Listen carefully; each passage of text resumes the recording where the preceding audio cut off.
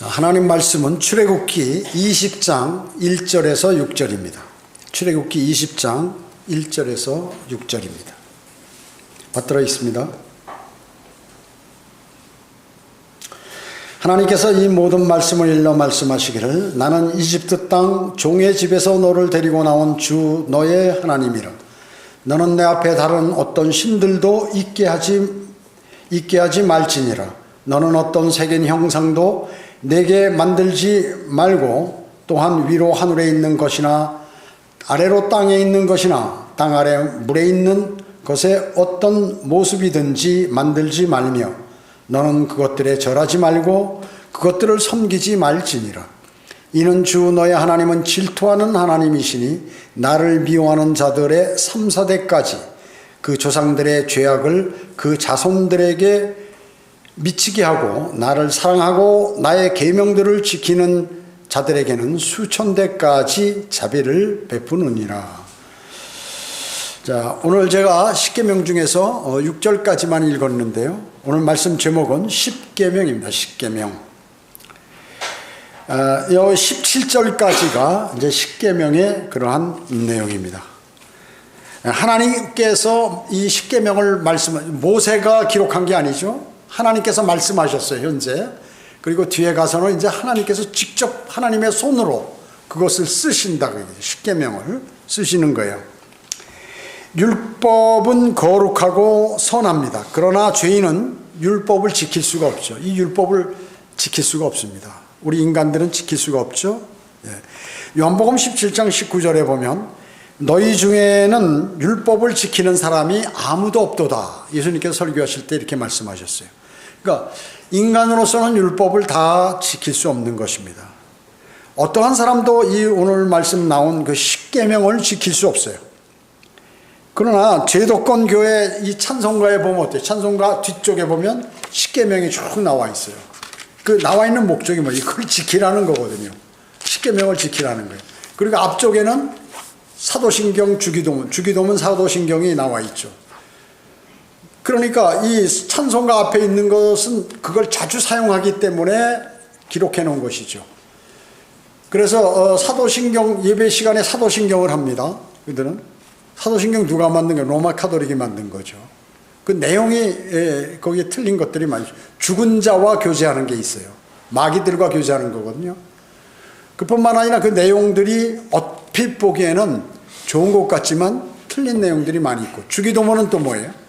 주기도문 내용들도 그 내용은 대환란 때 유대인들이 천년왕국이 빨리 오기를 고대하면서 하는 간절한 기도인데 이것을 지금 교회 시대 사람들이 이 주기도문을 한단 말이죠.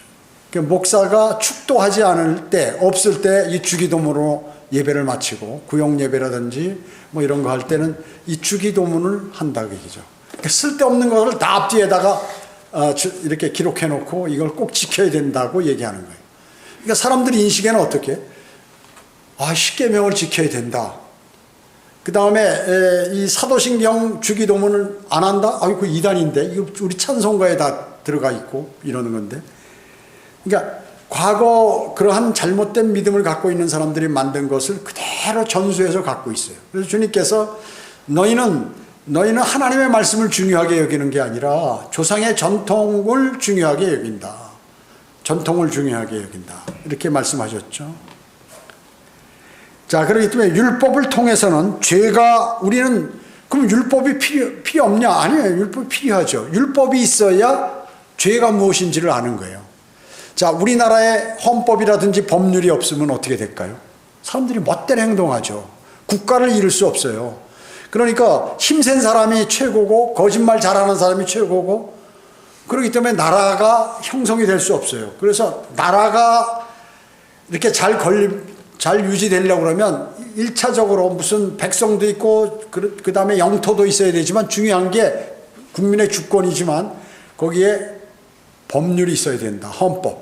헌법이라든지 법률들이 있어야 그 법률에 의해서 국가를 운영하게 되고 거기서 잘못하면 처벌하게 되고 잘하면 상 주게 되고 이런 것들이 없으면 인간은 죄를 많이 짓게 되죠. 그래서 우리도 이 구약에 있는 율법도 우리는 율법이 있기 때문에 이렇게 하면 안 되는구나 한 죄를 알게 된다. 죄가 무엇인지를 알게 된다는 것이죠. 그래서 주님께서는 뭐라고 말씀하셨어요? 갈라디아서 3장 24절에 그 율법은 우리를 그리스도께 인도하는 선생이다. 그러니까 율법에 비춰서 보면 우리 모두는 죄인이에요. 죄의 싹은 사망이고 죽은 다음에 영원한 멸망, 그 심판이 있다 그 얘기죠. 히브리서 9장 27절에 한 번 죽는 것은 사람들의 정해진 것이고 뒤에는 심판이 정해져 있다는 거예요. 정해져 있다. 그래서 율법을 알아야 율법은 뭐냐면 어떤 효과가 있냐면 율법을 보면 모두가 죄인이란 말이죠. 죄 있으면 심판받는다, 지옥 간다.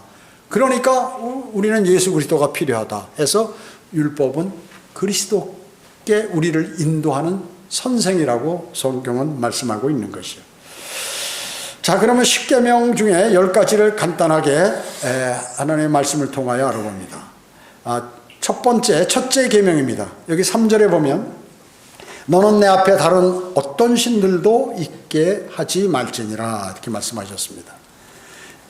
자, 이거 하지 말라가 뭐예요? 부정적인 명령이죠. 그러니까 긍정적이면 뭐뭐 하라는 명령이 있고 하지 말라는 명령이 있어요. 10계명 하지 말라는 게 대부분 하지 말라는 것이고 하라는 건 2개밖에 없다고 얘기죠. 창세기 2장 17절에 하나님께서 뭐라고 말씀하셨어요? 아담에게 선과 악의 지식의 나무에서 나는 것을 먹지 말라. 네가 거기서 나는 것을 먹는 날에는 반드시 죽으리라 이렇게 말씀하셨어요. 그러니까 부정적인 명령을 한 거죠. 이거 먹으면 너 안 돼. 근데 어떻게 됐어요? 먹었죠.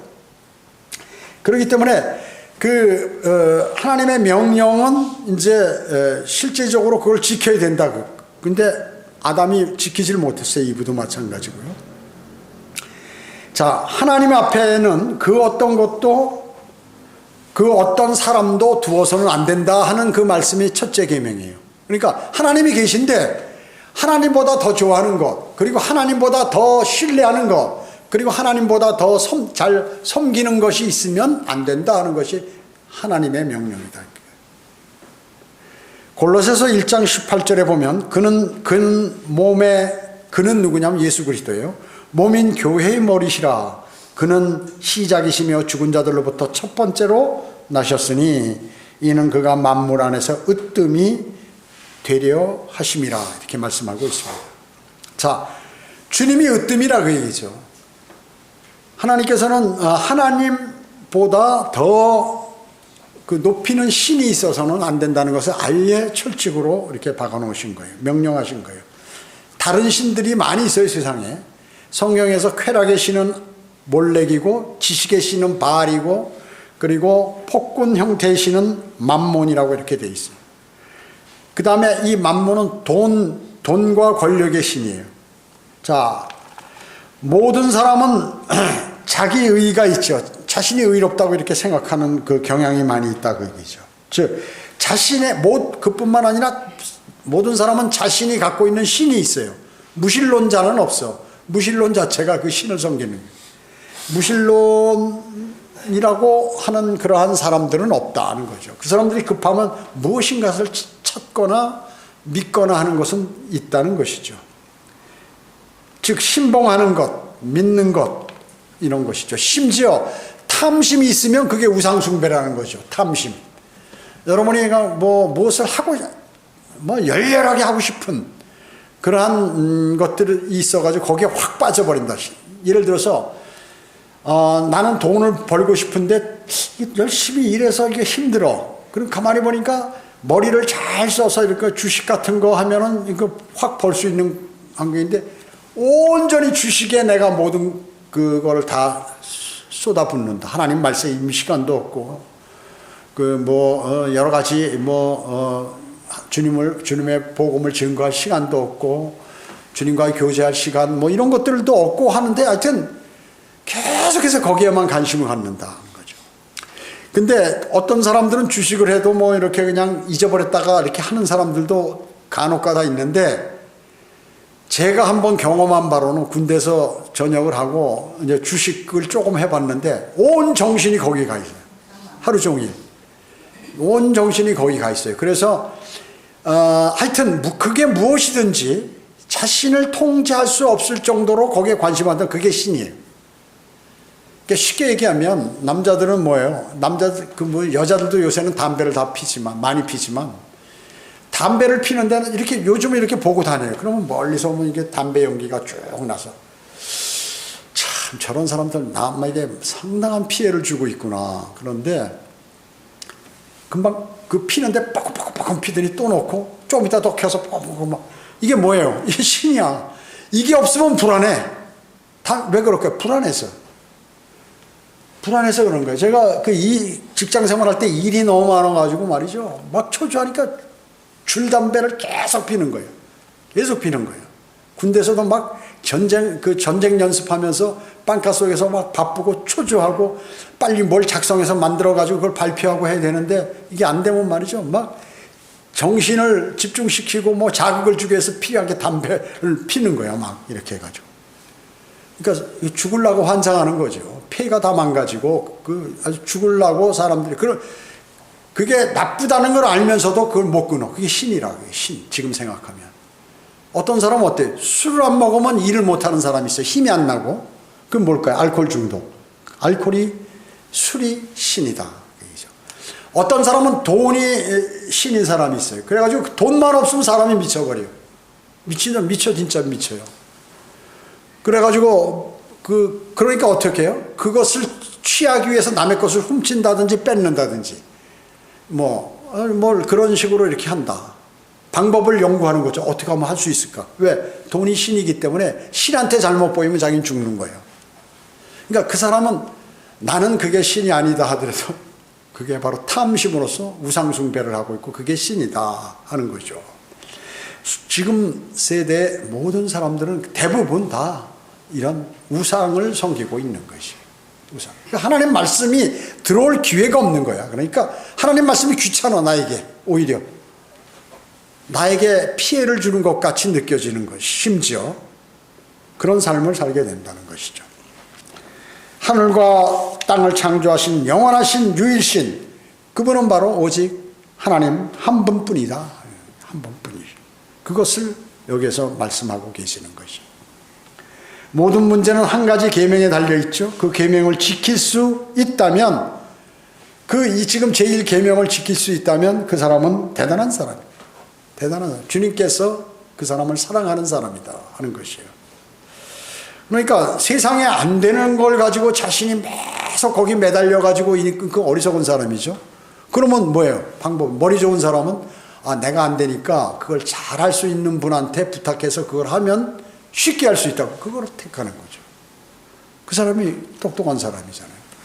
자기가 안 되는 걸 맨날 노력해서 그걸 하면 소용없는 거예요. 그걸 할 수 있는 분한테 맡겨가지고 그분은 뭐든지 잘 하신다. 그러면 그 사람이 똑똑한 사람이에요. 그래서 쉽게 얘기하면 하나님 내 앞에는 절대 다른 신이 없고 오직 하나님만 계시다라고 생각하는 사람은 현명하고 똑똑한 사람이다. 두 번째 계명. 둘째, 여기 출애굽기 4장 한번 보세요. 20장 4절.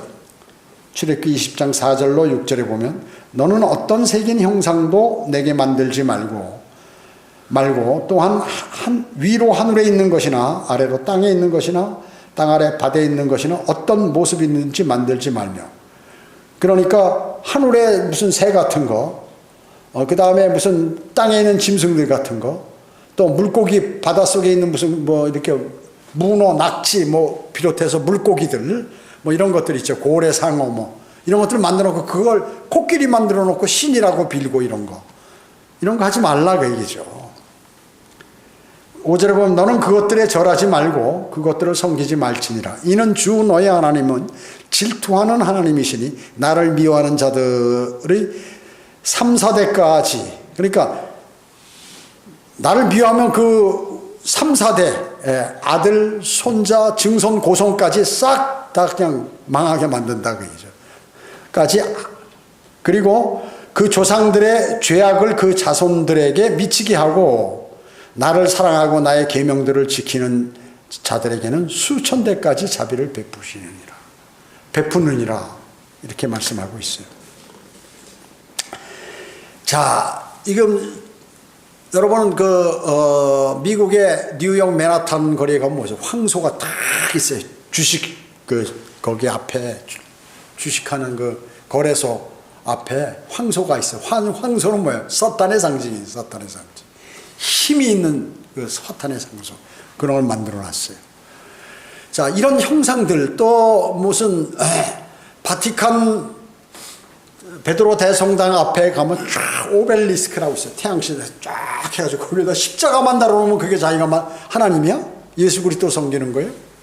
아프리카 우상을 섬기는 사람들한테 뺏어가지고 거기다 쫙 세웠어요. 영국도 마찬가지고 프랑스도 마찬가지고 전부 세상에 그런 것들이 있다. 이상한 형상들 만들어 놓고. 그러면 여기 우리 교회 여기 앞에 보니까 그 무슨 태고정인가 뭐 절이 크게 어마어마하게 커요.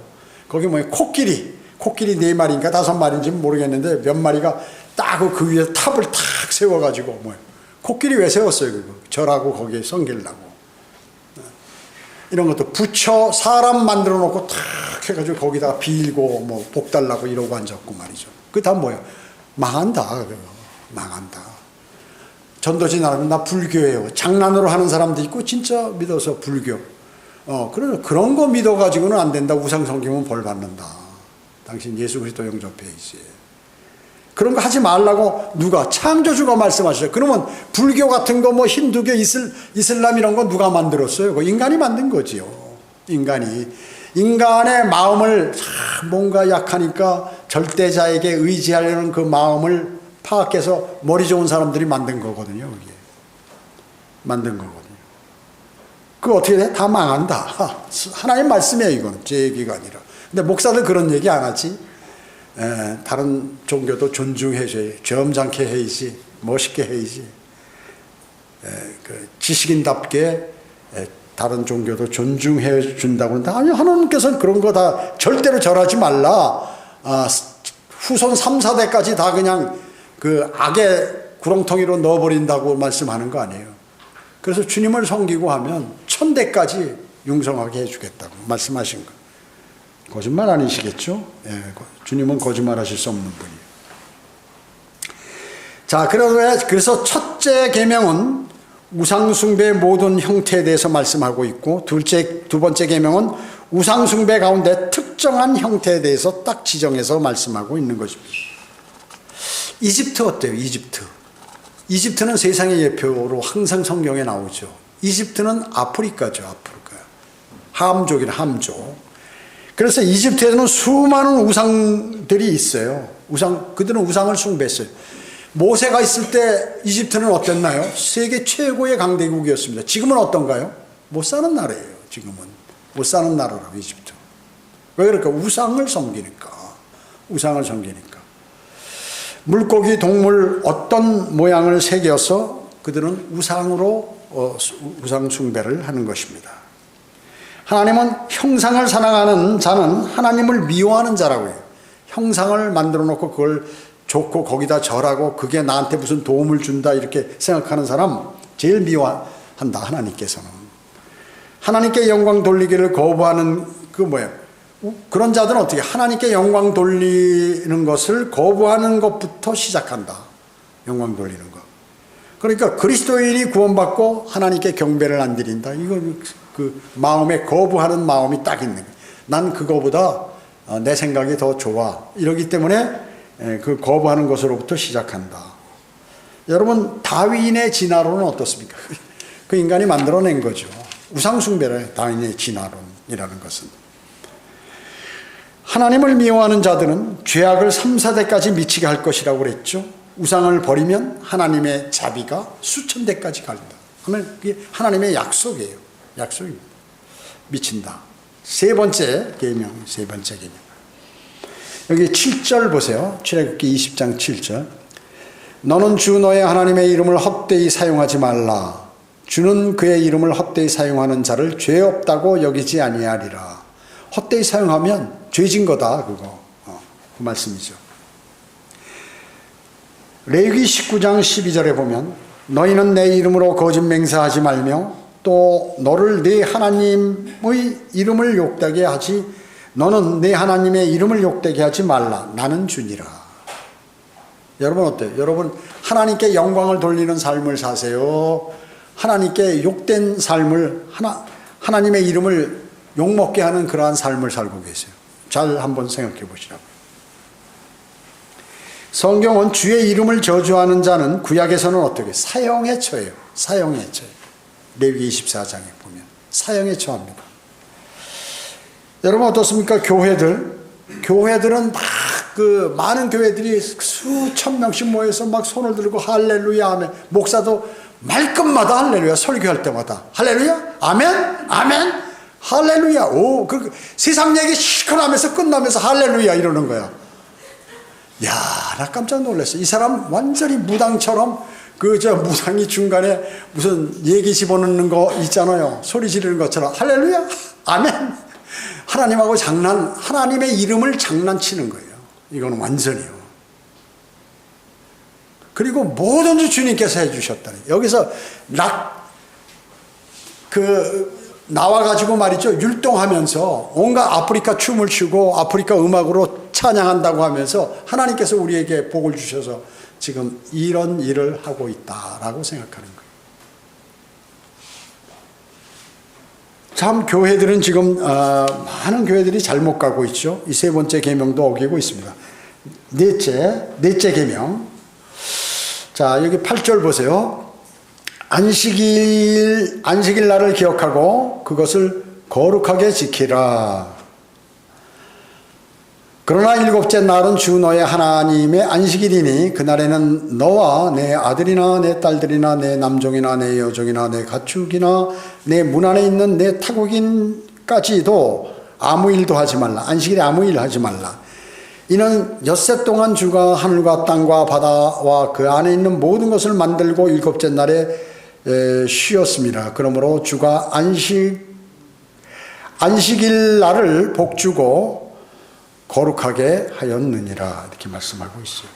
자, 여러분 안식일은 언제 만들어졌나요? 제정했나요? 안식일 한번 생각해 보세요. 제가 여러 번 설교하고서는 공부했는데 안식일은 네, 그렇죠. 율법 받을 때 그랬죠.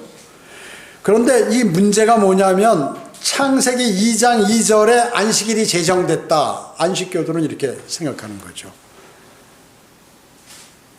자, 거기 창세기 2장 2절에 보면 일곱째 날에 하나님께서 자신이 만드시던 자신의 일을 끝내시고 자신이 만드시던 자신의 모든 일로부터 일곱째 날 쉬시니라. 일곱째 날 쉬었다. 이게 그러니까 일곱째 날이 언제? 토요일이거든요. 일요일은 주의 첫날, 이 한 주 중에 첫날이란 말이죠. 그래서 일요일이 첫날, 우리 달력도 보면 빨간 일요일이 맨 앞에 있죠. 첫날이기 때문에. 그래서 쭉 가서 토요일이 일곱 번째 있다 그 얘기죠. 자, 그러니까 실질적으로 이 휴식이라는 거, 하나님께서 쉬신 거는 하나님 안 쉬셔도 돼요. 그러니까 어떤 일을 마치신 그 의미를 나타내는 건데, 이거 레스트디다. 휴식. 안식일 사바스가 아니라 그렇단 말이에요. 근데 안식교도는 100% 창세기 2장 2절부터 하나님이 직접 이렇게 만드셨다고 그러는 거예요. 안식일을. 아니에요. 안식일은 어때? 모세가 시내산 올라가서 그때 받은 거예요. 율법을 받을 때 그때 받았다 그 얘기죠. 그러면 모세 이전의 사람들은 어떤 안식일 몰랐어요. 지킨 적이 없어. 한 번도. 아담과 이브, 아브라함, 야곱, 이삭, 또 에녹, 전부 하여튼 안식일 지켰다는 얘기가 어디 나오냐 성경에 없어요. 그럼 어디서 받았냐? 봐요. 출애굽기 12장 16절에 보면 첫날에 성회가 있으며 일곱째 날에도 너희에게 성회가 있으리니. 자, 이게 뭐예요? 유월절을 얘기하는데 첫날에 성회가 있다고 그랬죠? 첫날. 그래서 안식일이 일곱째 날만 있는 게 아니라 첫날도 있는 거예요. 첫날. 과거에는 첫날에 했어요. 그리고 일곱째 날도 안식일이고, 그래서 이 두 날에는 각자 먹어야 하는 것을 제외하고 어떤 형태의 일도 해서는 안 되나니 그 일만이 너희가 할 일이니라. 자, 율법이 주어지기 전에 출애굽기 12장 16절에서 뭐예요? 첫날에 이 모임이 있었다. 그래서 원래 주의 첫날을 지킨 것은 은혜 아래 있을 때부터 지켰다. 지금도 은혜 아래 있기 때문에 주의 첫날 우리가 지키는 거예요. 그러니까 구약은 전부 토요일 안식일만 지킨 걸로 알고 있는데 아니요. 첫째 날 여기 출애굽기 12장 16절에 나와 있잖아요. 율법을 받기 전에 첫날에 너희 일체 다른 일 하지 말고 지켜라. 일곱째 날도 그렇게 해라. 이렇게 얘기했거든요. 주의 첫날을 지켰다. 율법 있기 전에 이미. 에스겔 20장 12절에 보면 또 나는 그들에게 내 안식일들도 줬으니 안식일이 하나가 아니라 들, 복수란 말이죠. 뭐 6월절도 안식일, 뭐 여러 가지 안식일이 7가지가 이상이 되죠. 나와 그들 사이에 표적이 되게 하고 자, 안식일이 뭐예요? 나와 그들 사이, 하나님과 이스라엘 사이를 얘기해요. 그리스도인 아니에요. 하나님과 이스라엘 사이의 표적이에요. 에스겔 20장 12절에. 표적이 되게 하고 그들로 내가 그들을 거룩하게 하는 주인 줄 알게 하려는 것이라. 자, 하나님과 이스라엘 민족 사이의 표적이다. 안식일은. 그러니까 그리스도인은 지킬 필요가 없는 거예요. 일곱째 날은. 아담으로부터 모세까지 그 누구도 안식일에 관해서 알지 못했습니다. 아브라함, 이삭, 야곱, 노아, 에녹, 아벨 모두 안식일을 지키지 않았어요. 왜? 몰랐기 때문에. 하나님께서 명령도 하지 않으셨고. 여러분 느헤미야 한번 찾아봐요. 느헤미야. 여기 열왕기, 역대상하, 에스라, 느헤미야. 전에 느헤미야 9장 13, 14절. 여기 명확하게 나와 있어요.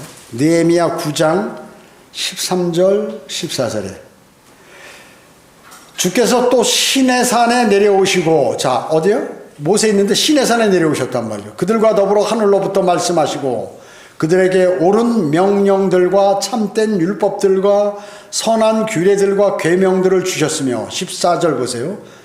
그들에게 주의 거룩한 안식일을 알게 하시고 그 율법을 주시면서 주의 종 모세의 손을 통해 그들에게 법규들과 규례들과 율법들을 명령하셨으며, 시내산에서 율법을 통하여 이 모세에게 안식일을 알게 하셨다. 그전에는 몰랐다. 명확하게. 이거를 딱 그 안식교 사람들에게 보여줘요. 봐, 창세기 2장 2절 그건 안식일 아니야. 영어로 봐도 틀리고 그런 것이야. 그 안식은 그냥 쉰다는 의미의 안식이야. 안식일을 지키는 안식일이 아니라. 제가 얘기했죠. 안식교 목사가 항의로 날 찾아왔는데 내가 창세기 2장 2절을 딱 펼치면서 영어에 뭐라고 나왔나 봐라. 사바스냐 레스트냐. 레스티드로 나와. 휴식이에요. 휴식. 이거는 안식일은 유대인 이스라엘과 하나님과의 표적이야. 우린 필요 없어. 근데 당신들 안식일 지키고 최고로 알고 있고 가리킬 때 그렇게 가리키지 않으니까 아무 소리 못 하더라고요. 그 영어 성경을 딱 보더니 영어 킹제임 성경이거든요. 그러니까 보더니 아무 소리 못 하는 거예요. 아담에게 주어진 표적은 뭐였어요? 짐승의 가죽을 갖는. 노아에게 주어진 표적은 뭐예요? 무지개. 내가 다시는 너희들 인류를 내가 물로 심판하지 않겠다. 노아하고 약속하신 그 증거로 무지개를 보여주셨어요. 아브라함에게 주어진 표적은 뭐예요? 할례. 율법 아래에서 이스라엘에게 주어진 표적은 뭐예요? 바로 안식일이라. 안식일. 유대인이 지켜야 될 거야. 그리스도인이 아니야. 자, 아셨죠? 다섯 번째 계명. 여기 다시 출애굽기로 가서 20장 12절 한번 보겠습니다. 12절에 보면 너는 내 아비와 내 어미를 공경하라. 그리하면 주 너의 하나님께서 내게 준 땅 위에서 내 날들이 길 것이라. 자, 이 계명은 신약에도 그대로 나와 있죠. 에베소서 6장 2절에 보면 약속 있는 첫 계명, 약속. 하나님께서 반드시 지키신다. 어떻게? 부모에게 효도하는 사람 장수한다. 그 얘기죠. 특별한 보상인데 땅 위에서 내 날들이 길 것이라. 부모에게 효도하는 사람은 장수한다. 장수해. 여러분 어때요? 뭐 부모는 아니지만 예수님 12제자 중에서 가장 마지막까지 남아서 자기 목숨 걸고 남아있던 사람이 사도 요한이에요. 제일 오래 살았어요. 제일 오래 살았어요. 자, 그래서 성경에는 장수하는 그 내용들이 많이 나오는데 우선 부모에게 효도를 그리고 하나님 말씀에 순종하는 사람은 이게 장수한다. 그 다음에 자기 입을 혀로부터 지키는 사람, 말 조심하는 사람, 즉 혀를 악으로부터 지키고 입술의 교활함을 잘 지키는, 교활함에서 지키는 사람, 이 사람은 장수한다는 거죠. 시편 34편 12, 13절에 나와 있어요. 그리고 신명기 25장 15절에 보면 정확한 추와 정확한 돼. 저희가 장사를 하는데 양심적으로 이렇게 잘 물론 장사를 하는 건 이익을 남겨야 되죠. 근데 이걸 속여가지고 뭐 이익을 수십 배 남긴다든지 이렇게 하는 거예요. 그러니까 부정직한 그러한 추와 되를 사는 사람은 단명하고 장수하는 사람은 정확한 추와 정확한 되를 갖고 있는. 그러니까 정직한 사람이 오래 산다. 쉽게 얘기하면. 자, 구약에서 부모의 훈계를 거부하는 아들은 어때? 사형당해. 돌로 쳐 죽이게 돼 있어요. 그리고 이것은 긍정적인 계명이 있죠. 긍정적인 개념입니다. 계명. 자, 여섯 번째 계명입니다. 여섯 번째 계명. 여기 13절 보세요. 너는 살인할지 말지니라. 살인하지 말지니라. 너는 살인하지 말지니라. 이 다섯 번째 계명부터는 이제 개인적인 행위에 대한 언급이에요. 부모를 공경하라, 살인하지 말라, 간음하라. 이거 개인적인 거.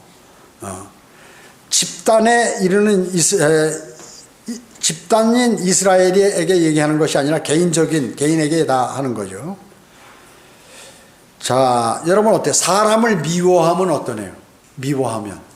성경에서는 살인자와 똑같이 취급하는 거예요. 왜? 벌써 미움이 딱 오면 말이죠. 이게 계속해서 누구를 미워하잖아요. 그럼 이게 쌓여. 저 사람 안 죽나. 마음으로 살인한다. 그래서 미워하는 것은 살인죄와 똑같은 죄를 범하는 것이다. 여러분 미워하지 마세요. 남 너무. 나이가 해코지하고 나를 괴롭히고 나를 힘들게 하고 하는 사람 막 그 사람만 생각하면 막 머리가 띵하고 이래버리면 어떻게 해요? 하나님 말씀을 위배하는 거예요. 예. 하나님 말씀을 위배하는 거예요. 살인하는 살인. 예. 내가 살인하는구나. 살인하면 안 되지. 그런데 여러분 어때? 전쟁에서 살상이 일어나는 거 있잖아요. 자, 하나님께서 만든 조직이 뭐예요? 첫째, 지역교회 이런 거. 하나님께서 관장하시는 거. 하나님께서 만들려고 한 거죠. 하나님께서 만드시는 거예요. 그 다음에 가정. 두 번째. 세 번째, 국가예요. 그러니까 그것을 지키기 위해서 싸우는 것으로 인해서 그 적들을 죽이는 거. 이거는 살인으로 보진 않아요. 살인으로 보지 않잖아요. 여러분 어때요? 우리 이집트에서 이스라엘 백성들이 나오면서 전쟁하면서 이스라엘 백성들이 많이 사람 죽였잖아요. 그러면 다 살인죄야 그게? 아니에요. 피누아스라고 있죠. 그 사람은 남녀를 창으로 찔러 죽였는데 하나님께서 그에게 보상하셨어요. 뭐야? 주님을 욕되게 하는 사람을 그냥 찔러 죽였다 그래요. 그 얘기죠. 다윗은 어때요? 자신에게 호의를 베푸는 아말렉인을 죽임으로써 더 존귀해졌다. 그죠? 또 야엘이라는 여인은, 야엘은 어때요? 한 남자를, 장군을 잡아 죽였는데 그로 인해서 복받았다. 복받은 거죠. 이런 것들이 있다는 거죠. 그러나 이건 이제 그렇기 때문에 그 전쟁의 살상, 이거는 정부의 형 집행과 관계이기 때문에 이런 거는 살인이 아니다는 거죠.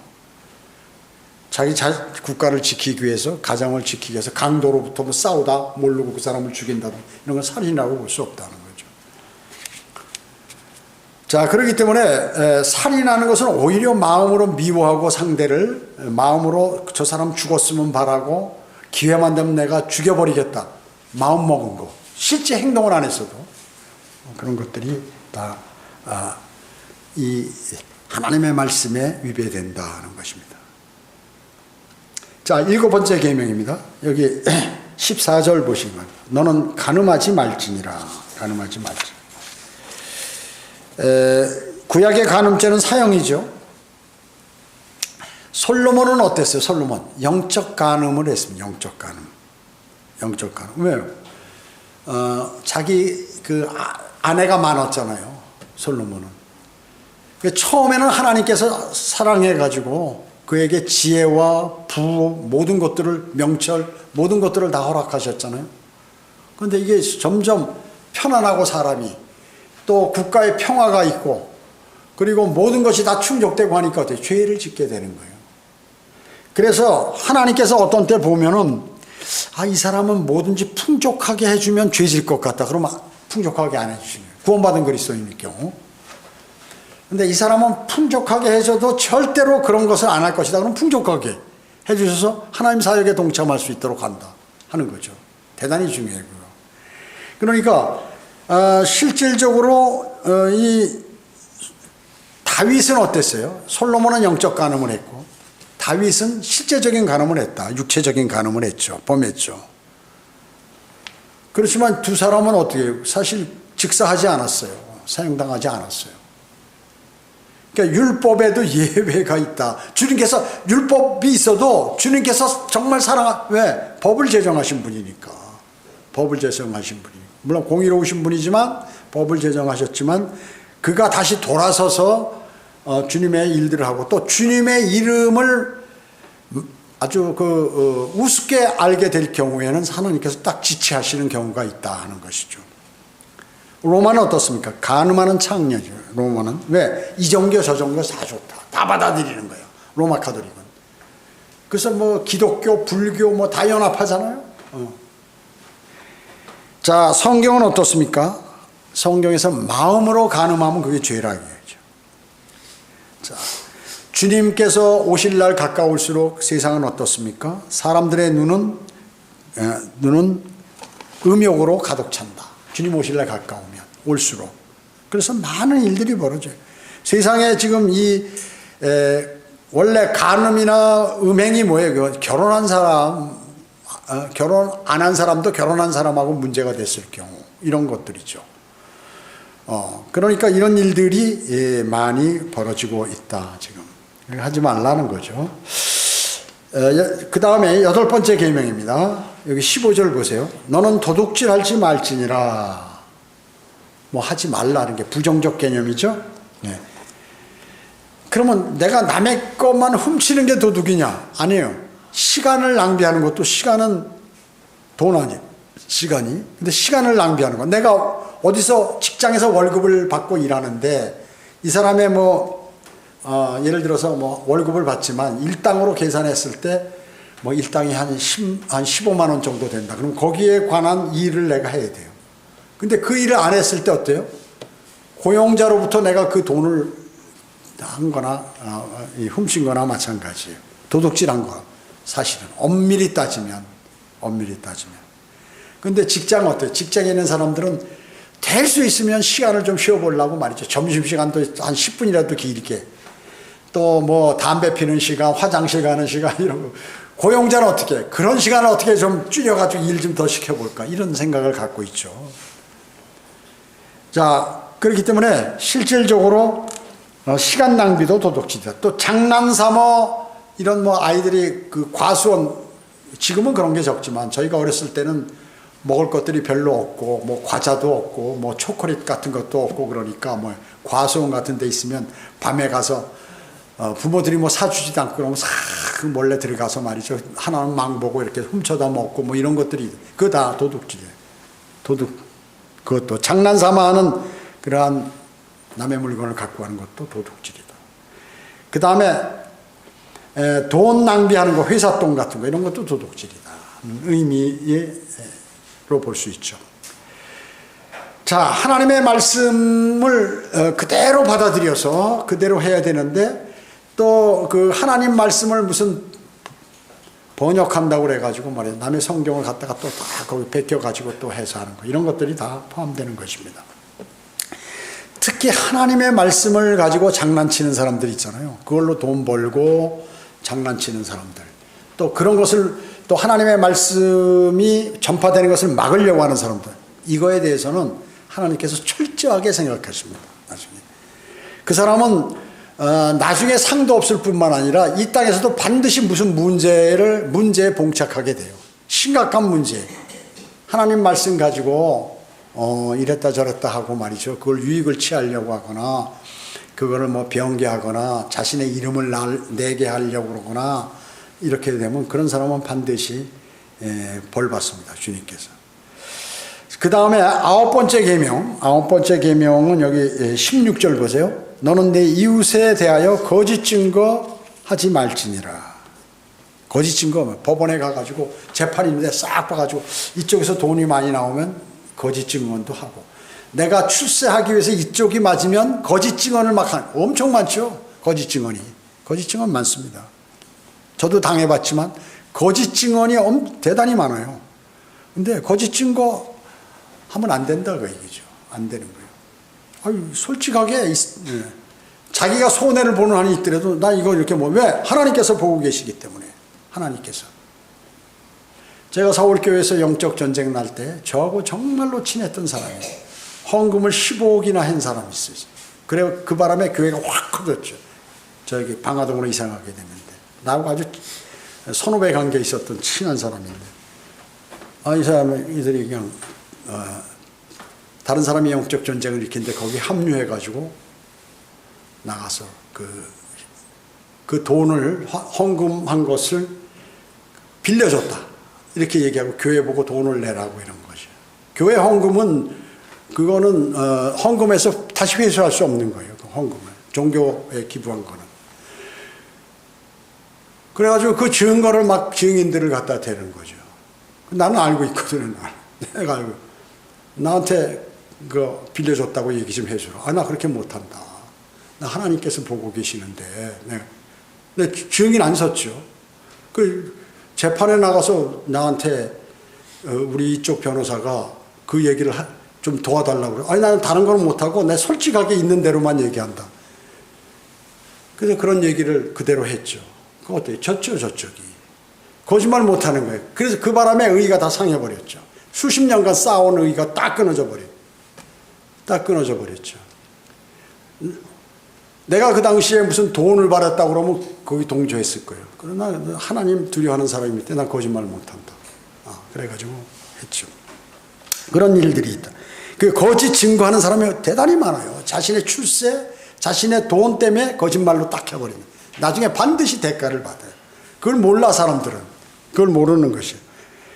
자, 그 다음에 누구에 대하여 거짓 비난하는 거 이런 것들 또 모두 포함이 된다. 거짓 증거. 그러니까 상당히 말에 관해서 조심해야 된다. 말에 관해서. 함부로 하면 안 된다.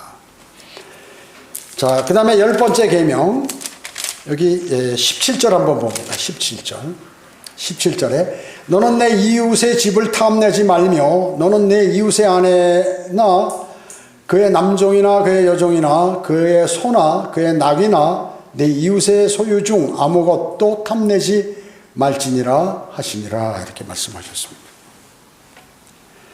자, 이 첫 번째 계명 이후에 가장 강력한 계명이 바로 이 10번째예요. 바울은 이 계명이 없었더라면 자기가 정욕의 본질을 알지 못했다고 로마서 7장 7절에서 말하는 것입니다. 그래서 바울은 바로 이 계명을 통해서 죄의 본질을 알게 되었어요. 깨달은 것입니다. 그래서 바울은 바로 이 10번째 계명에서 지점에서 자신이 죽은 거예요. 그래서 성경은 탐심은 우상숭배라고 그랬죠. 예. 하나님께서는 하나님만이 보실 수 있는 내면의 욕망을 다루는 계명이 바로 10번째 계명이에요. 자, 우리 겉으로 모르죠, 이렇게 봐서는. 근데 속으로 볼 때 탐심을 갖고 있는 거예요. 남의 거 뺏고 싶고, 남의 거 내 거 만들고 싶고, 또 이성에도 다른 사람 내가 좋아하는 사람의 그 사람이 다른 사람하고 결혼해 있어도 그 사람을 하고 무슨 관계를 맺고 싶다든지 이런 것들 있잖아요. 이건 반드시 지금 10번째 계명에 이게 문제가 되는 거죠. 하나님께서만 알죠. 그 욕망을 갖고 있는 거를.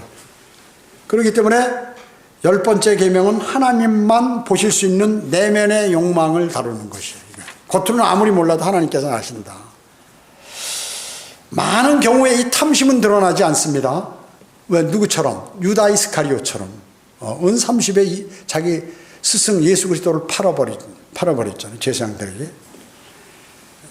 그리고 최초의 반역은 탐심 때문에 생겼어요. 탐심. 누구예요? 루시퍼가 자기도 하나님같이 되려고 높아지고 싶은 마음에 최초의 반역은 바로 이 탐심 때문에 생기게 됐다. 이게 우상숭배라는 거죠. 성경에 게하시가 죽게 된 동기가 뭐예요? 탐심이죠. 탐심이에요. 그 다음에 마술사 시몬을 끝장낸 것이 뭐예요? 탐심이라고요. 탐심. 다.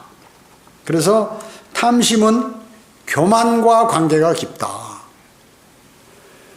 여러분, 정치인들이나 세상에 사업하는 사람들이나 그 대기업의 그런 사람들은 뭐예요? 자기 유익을 위해서 거짓말하고 탐심을 갖고 있고 이렇잖아요. 그런 사람들 거기에 대한 대가는 반드시 치르는 것이에요. 근데 그것이 대가인지도 몰라. 이 사람들이 그걸 받고도 모르는 것이죠. 그게 특징이에요. 시기는 탐심과 연관되어 있는 죄예요. 시기도 마찬가지로. 그 다음에 그렇기 때문에 교만, 탐심, 시기 이 세 가지는 근본적인 죄들로부터 시작한다. 교만한 것이 사람이 교만한 거, 탐심, 시기. 교만이 뭐 겉으로 보여 뻣뻣하게 그게 교만이 아니고 그 사람 마음이 교만한 거, 마음이 교만한 거. 탐심, 남의 거 갖고 자기 걸로 만들고 싶은 거. 그 다음에 시기, 이거예요. 남이 갖고 있는 좋은 것들을 질투하고 하는 것, 시기. 이 세 가지는 근본적인 죄들로부터 나온. 그것 때문에 사람은 거짓말하고 거짓 맹세하고 사기치고 증오하고 살인하고 하나님을 모독하는 죄들을 양산하게 된다. 자, 자아가 자신의 생각, 마음, 의지를 채우고 있다면 그 사람에게는 항상 부족한 것, 필요한 것이 존재한다. 자, 하나님의 성령, 내가 성령 충만하지 않고 그 바른 의나 선이나 이런 걸로 가득 차지 않으면 자기 생각, 자아라는 건 뭐예요? 나를 유익하게 하기 위한 것만 생각하거든요, 자아는. 그래서 자기 생각, 자기 마음, 의지를 채우고 있다면, 그 사람은 뭐예요? 항상 부족한 사람이다. 그리고 필요한 것이 존재해. 그러니까 필요한 것이 계속 존재하니까 그걸 취하려고 하다 보니까 안 되니까 죄를 짓게 된다 하는 거죠. 그래서 탐심은 은밀한 죄다. 탐심은. 성경은 뭐라고 말씀합니까? 디모데전서 6장 10절에 돈을 사랑하는 것이 모든 악의 뿌리라고 이렇게 말씀하고 있습니다. 모든 악의.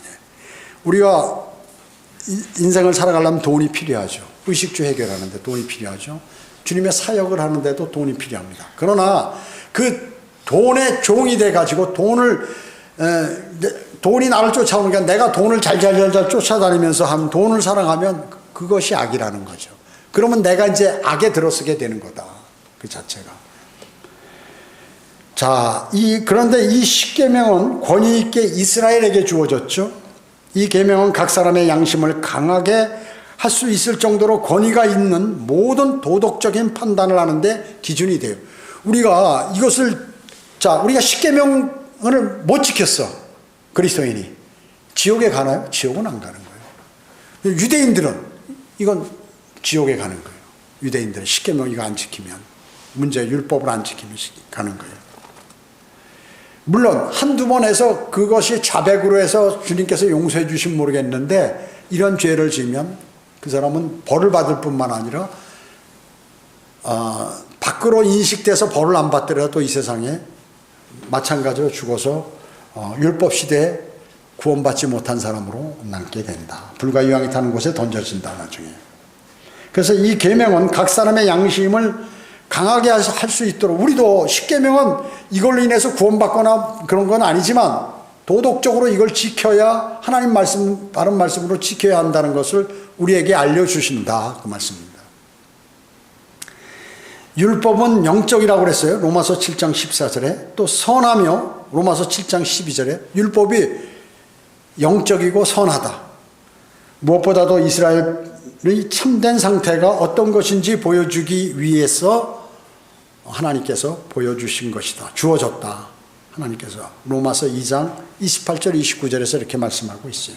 자, 하나님의 거룩한 영광과 더불어 천둥과 번개치는 시내산으로부터 온 것이든, 시내산에 온 게 뭐예요? 율법과 십계명이겠죠. 온 것이든 아니면 양심을 통한 세밀한 음성으로부터 온 것이든 동일한 법이에요. 하나님께는. 자, 이게 뭐냐면 유대인 그 이방인들은 과거에 율법이 없었잖아요. 율법이 없어요. 근데 하나님께서 뭐예요? 양심을 주셨잖아요. 이성이 있고, 이 양심과 이성이 서로 송사를 하면서, 야, 너 이거 하지 마, 해, 뭐 그러면 안 돼, 이거 죄야, 이게 있기 때문에 그 사람들은 그것이 율법이다, 그 얘기죠. 그래서 예수 그리스도 십자가 사건 전에 이방인들은 구원받느냐 안 받느냐는 그 양심과 이성이 송사해서 거기에 의해서 결정이 된다. 그래서 하나님께서는 동일하게 기회를 주신 거예요. 유대인에게는 율법을, 이방인에게는 양심과 이성을 주어서 그것을 선택할 수 있도록 해서요. 주님의 말씀에 뭐 율법이 없어도 살인하는 거 죄인지 세상 사람들 다 알잖아요. 과거 옛날 사람들 다 알고, 간음하는 거 나쁜 거 다 알고, 뭐 다 아는 거, 여기 기록된 거 다 아는 거예요. 이게 법이 없을 뿐이지. 그래서 그 사람들은 법이 없기 때문에 양심과 이성이 송사해서 거기에 결정대로 행동한 것에 따라 하나님께서 처벌하신다. 인 것이죠. 자, 그래서 우리는 유대인에게 정해졌지만 우리에게 여러 가지 주님을 섬기는 데 있어서 그러한 도움되고 또 필요한 그러한 영적 양식으로서 풍성하게 사용할 수 있다 하는 것입니다. 기도하겠습니다. 전지전능하시고 자비로우신 아버지 하나님 감사드립니다.